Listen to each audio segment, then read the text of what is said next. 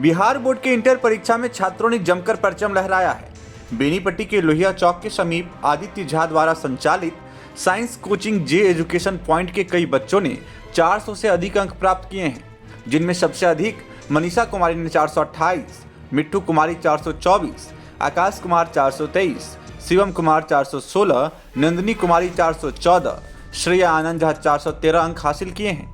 इसके अलावा कोचिंग संस्थान जे एजुकेशन पॉइंट से कोचिंग लेने वाले कुल 35 छात्रों में 33 छात्रों ने फर्स्ट डिवीजन हासिल किया है। जानकारी के लिए बता दें कि आदित्य सर द्वारा संचालित जे एजुकेशन पॉइंट का यह दूसरा बैच है। इससे पिछले वर्ष भी यहाँ के बच्चों ने बेहतर रिजल्ट हासिल किए थे। देखिए यह रिपोर्ट। अभी हम बेनीपट्टी लोहिया चौक शौचालय के समीप जे एजुकेशन पॉइंट, जहाँ के 35 बच्चों ने इस इंटरमीडिएट की परीक्षा में सफलता के झंडे गाड़े हैं, उनसे हम बात करेंगे और यहाँ के जो कोचिंग संचालक हैं उनसे भी जानेंगे कि उन्होंने किस तरह से बच्चों को तैयारियाँ कराई थी ताकि इतनी बड़ी सफलता हासिल हुई है। हम बात कर रहे हैं जे एजुकेशन पॉइंट के जो सफलतम बच्चे हैं जिन्होंने इंटरमीडिएट की परीक्षा में सफलता के झंडे गाड़े हैं, उनसे जानते हैं। क्या नाम है? मनीषा कुमारी। जो आपको अंक आया है, सफल हुई हैं इंटरमीडिएट की परीक्षा में, उसके पीछे किनका श्रेय है? हमारे टीचर्स का और पेरेंट्स का, सभी का सपोर्ट है। आगे पढ़ करके क्या किस फील्ड में जाना चाहोगी? इंजीनियरिंग फील्ड में जाना चाहते हैं। कितना मार्क्स आया है और आगे बढ़ करके क्या करना चाहोगे? मेरा मार्क आया 424 और आगे बढ़ के हमको सर मेडिकल लाइन में जाना है सर। कुछ मतलब एक सफल डॉक्टर बनना है हमको। आप जो सफल हुए हैं इनके पीछे बहुत सारे लोगों का हाथ होगा, योगदान होगा, जिन्होंने आपको तैयारियां कराई होंगी। इसके पीछे अगर किसी को श्रेय देना हो तो किसे देना चाहेंगे? सर हम सबसे पहले तो हमारे टीचर्स, उसके बाद मेरे पेरेंट्स और कुछ दोस्त भी हैं जो मतलब हम लोग एक साथ मिलके पढ़ते थे और इसी के कारण हम लोग इतना मतलब सफल हो पाए। जो सफलता जो मिली है इंटरमीडिएट की परीक्षा परिणाम में, उसके पीछे किन लोगों का योगदान? इसमें सफलता का है मेरे पेरेंट्स हैं, मेरे जितने भी सारे गुरुजी हैं, सबका बच्चा है और जितने गुरुजी हैं उतने दोस्त सबका साथ मिला, इसी कारण। कितना अंक आया है? 414। 414 अंक आने के पीछे किन लोगों का श्रेय है? मेरे जितने भी शिक्षक हैं उनके वजह से ही मेरा अच्छा है और मेरी मम्मी पापा सबका सपोर्ट था। आनंद झा। कितना अंक आया था? 413। 413 अंक आया था। आप कोचिंग पढ़ती थी बेनीपट्टी के जे एजुकेशन पॉइंट में, तो श्रेय किसे देना चाहोगी? हाँ, इस अंक का श्रेय और मेरे जो इस कामयाबी का श्रेय मैं अपने गुरुजनों और अपने माता पिता और कुछ दोस्तों को देना चाहती हूँ। अंशु कुमारी। कितना अंक आया था? 399। 399 आया था। सफल हुई हैं। आगे किस क्षेत्र में जाना चाहेंगे? इंजीनियरिंग की लाइन में। मेरा नाम अविनाश कुमार झा है। कितना अंक आया था? 373। आगे किस फील्ड में जाना है? आगे सर मुझे डॉक्टरी की फील्ड में जाना है। श्रेय किसे देना चाहोगी? क्योंकि अब जो एजुकेशन हो गई है उसमें काफ़ी प्रतिस्पर्धा हो गई है। तमाम तरह के जो कोचिंग संचालक हैं उनके द्वारा लोभ प्रलोभ बहुत सारे दिए जाते हैं, लेकिन सफलता जो मिलती है वो एक दिन की बात है नहीं। तो इसके पीछे सफलता का जो श्रेय किसी अगर देना चाहोगे तो किसे देना? सर सफलता के श्रेय सबसे पहले तो मैं अपने गुरुजन आदित्य सर को देना चाहूँगा और उसके बाद सर मैं अपना श्रेय पूरी मेरे भैया, मेरे गार्जियंस, उन सबको देना चाहूँगा। आदित्य सर को ही क्यों?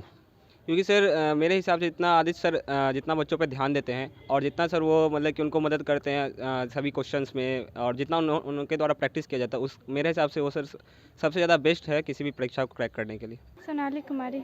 कितना अंक आया था? 383। इसके पीछे किसे श्रेय देना चाहोगी और आगे बढ़ करके किस फील्ड में जाना चाहोगी? आदित्य सर को, और आगे नीट निकालना चाहते हैं। प्रियंका कुमारी है। मेरा अंक जो है 382 है। किसे श्रेय देना चाहोगी? हमारे टीचर, मेरा खुद का और हमारे पेरेंट्स का। आगे किस फील्ड में जाना है? इंजीनियरिंग। शिवानी कुमारी। कितना अंक आया था? 373। आगे किस फील्ड में जाना है? MBBS या BS करना चाहूँगी। अभी जो सफलता मिली है, चूँकि कल ही परीक्षा परिणाम आया है, तो एनालिसिस की होगी, इसके पीछे किन लोगों का श्रेय है? मैं अपने सर, पेरेंट्स एंड मेरे जो जितने भी टीचर्स हैं उनको देना चाहूँगी अपने से। जे एजुकेशन पॉइंट में पढ़ती हैं। यहाँ पर चर्चा हो रही थी कि आदित्य सर विशेष तौर पर बच्चों को गाइड करते हैं, तो ज़रा उस संबंध में बताइए कि किस तरह से गाइड करते हैं और आप लोगों को लगता है कि फ्रेंडली माहौल में पढ़ाते हैं?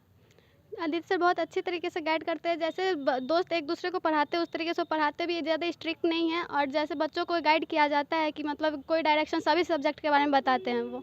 मतलब किसी जैसे केमिस्ट्री की टीचर तो बस केमिस्ट्री का ही बताएंगे, ऐसा कुछ नहीं है। मैथ्स का हो या बायोलॉजी का हो या फिर फिजिक्स का हो, सबके बारे में बताते। जेईई मेंस, एडवांस, नीट, सब चीज़ का तैयारी एक तरीके से करवाया जाता है। जे एजुकेशन पॉइंट के आदित्य सर से और जानते हैं कि 35 बच्चे सफल हुए हैं। एक या दो दिनों में करामात हो नहीं सकती है, इनके पीछे उन्होंने काफ़ी मेहनत की होगी। इतने बच्चे सफल हुए थे, उम्मीद थी? जी हाँ, पूरी उम्मीद थी और इससे ज़्यादा बेहतर रिजल्ट की भी उम्मीद थी हमको। लेकिन क्योंकि क्या है ना कि आज का जो दिन है वो बेसिकली 2 साल के बाद आया है, क्योंकि इसमें हम एक 12th का एक ईयर ही नहीं देख सकते हैं, 11th का भी देखेंगे।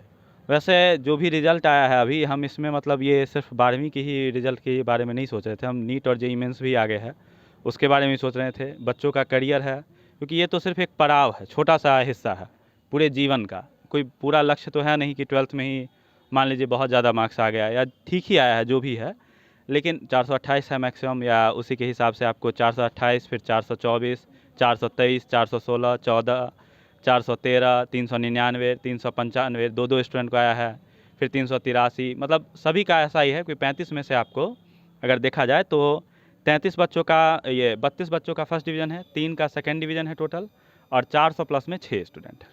बच्चों से जब हमारी बात हो रही थी तो उन्होंने कहा कि आदित्य सर कुछ विशेष तौर पर गाइड करते थे कोचिंग के साथ साथ, उसके बारे में कुछ बताइए। देखिए, अब वो तो बच्चे ही जानते हैं कि किस तरीके से गाइड करते हैं, हम इसमें क्या बता सकते हैं। हमारे पास क्या है कि हमको मतलब जितना भी समय रहता है 1.5 घंटा, अगर मान लीजिए केमिस्ट्री बायोलॉजी हम पढ़ाते हैं, क्योंकि देखिए 1.5 घंटा से कम में नहीं हो पाता है, क्योंकि हमको उसमें क्वेश्चंस भी कराने हैं, पूरे नोट्स कराने हैं, पूरा सिलेबस कराना है। दूसरा कॉम्पिटिटिव माहौल है इवन टीचर के लिए भी पूरे इंडिया में, तो उसमें क्या है कि हमको सिलेबस उसी हिसाब से डिज़ाइन करना पड़ता है कि ऑल ओवर इंडिया का कवर अप हो जाए, जेईई मेंस, एडवांस, नीट तीनों का कवर हो जाए, और 12th सीबीएसई बिहार बोर्ड दोनों का।